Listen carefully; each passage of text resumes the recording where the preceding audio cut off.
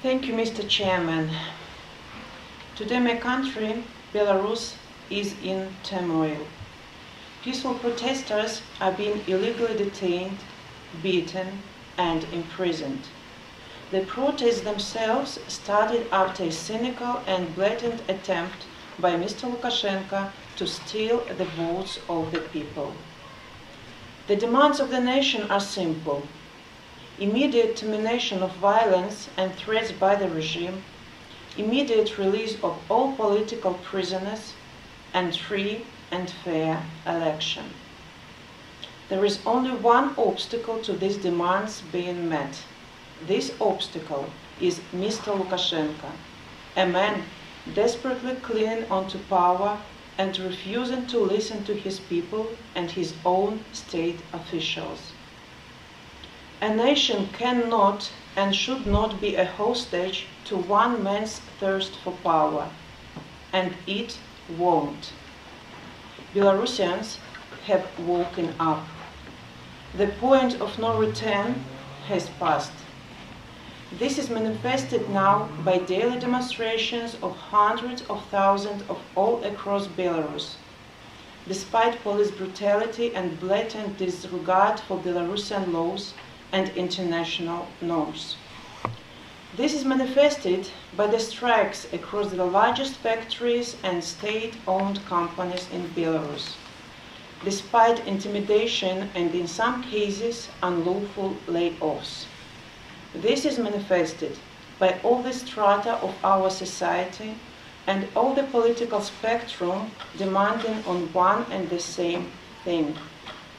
The regime of Mr. Lukashenko is morally bankrupt, legally questionable, and simply untenable in the eyes of our nation. The United Nations was created as a formal body of the whole international community in order to promote and encourage respect for human rights and for fundamental freedoms for all. In 1945, Belarus was one of the founding members of the United Nations. Now we, the Belarusian people, need the help of the United Nations in order to stop blatant human rights violations and cynical disregard for human dignity right in the middle of Europe. We ask the United Nations to condemn the use of excessive force by the Belarusian security services against protesters. We suggest a special session of the United Nations Human Rights Council to discuss the human rights situation in Belarus. We urge the United Nations to send the immediate international monitoring mission to Belarus to document the situation on the ground. We demand to allow entry and free movement to the United Nations Special Rapporteur on the situation of human rights in Belarus.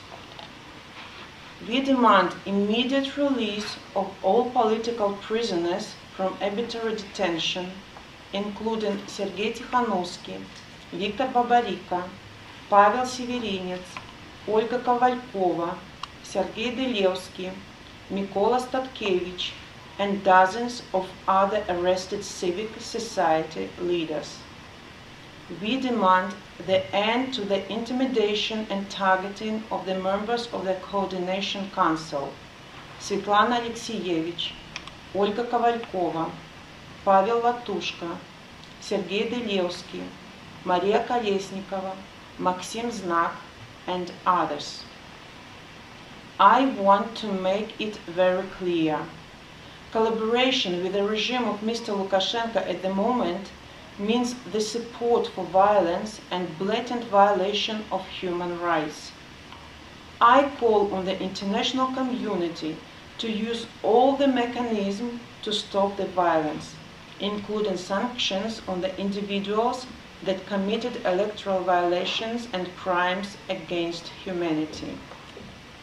At the same time, I stress that Lukashenko does not represent Belarus anymore.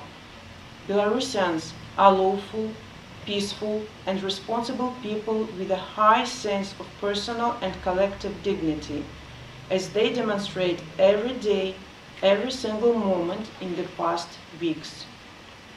We are ready and open to a dialogue with all sides, all parties, and all countries that respect the sovereignty and territorial integrity of Belarus. Thank you for your attention.